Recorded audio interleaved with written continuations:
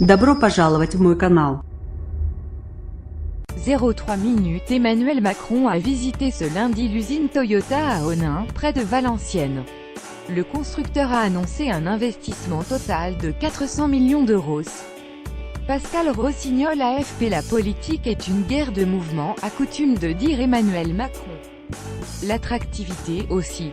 C'est d'ailleurs dans la galerie des batailles du château de Versailles, un lieu qui parle à tout le monde, symbolique de la France, qui donne à voir une forme de rayonnement et d'excellence à la française, souligne un conseiller à l'Élysée que le chef de l'État recevait lundi soir à dîner 140 chefs d'entreprise internationaux à l'occasion du sommet consacré à l'attractivité économique de la France, baptisé « Choose France », dans la droite ligne des « Francis Back, Make our planet great again » que vante l'exécutif, opportunément planifié sur la route du sommet de Davos. Cet événement a été organisé au moment où l'Élysée dit avoir déjà fait un certain nombre de choses, ordonnances sur le code du travail, réforme fiscale. Ces cieux en haut sont venus car on a montré qu'on était en capacité de mettre en œuvre, vite, notre politique. Ils viennent constater que mieux que les déclarations d'amour, il y a les preuves d'amour, martelé avant le dîner le porte-parole du gouvernement, Benjamin Griveaux. 3,5 milliards d'euros sur 50. C'était l'occasion, surtout, de mettre en scène des annonces d'investissement en France pour près de 3,5 milliards d'euros sur 5 ans, représentant, selon l'Élysée, près de 2200 emplois. L'objectif, c'est féliciter Bruno Le Maire, le ministre de l'économie et des finances, c'est que grâce aux mesures prises, les investisseurs reviennent en France où ils vont créer de l'emploi. Ce qui compte, ce ne sont pas les projets, ce sont les décisions. Il y a bien sûr les 400 millions d'euros dans l'usine de Toyota à Valenciennes dans laquelle s'est rendu ce lundi Emmanuel Macron.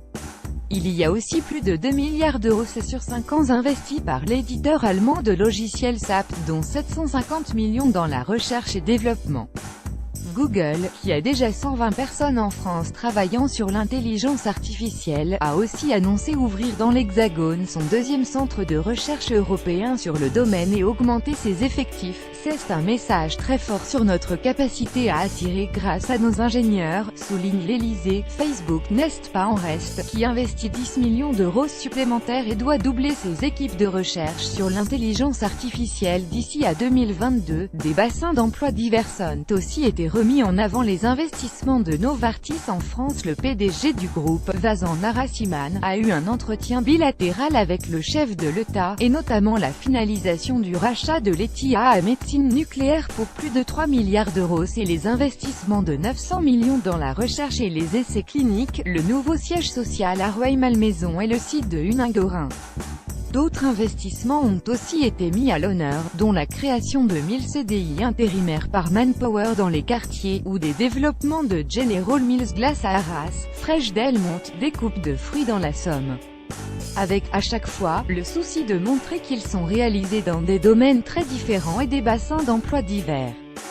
À l'agenda aussi, des discussions plus délicates, comme celle de Bruno Le Maire avec les dirigeants de Bosch sur l'avenir du diesel et du site de Rodéus ont menacé 800 emplois. Des discussions qualifiées de « bonnes » par le ministre de l'économie mais appelées à « se poursuivre ». Sans annonce pour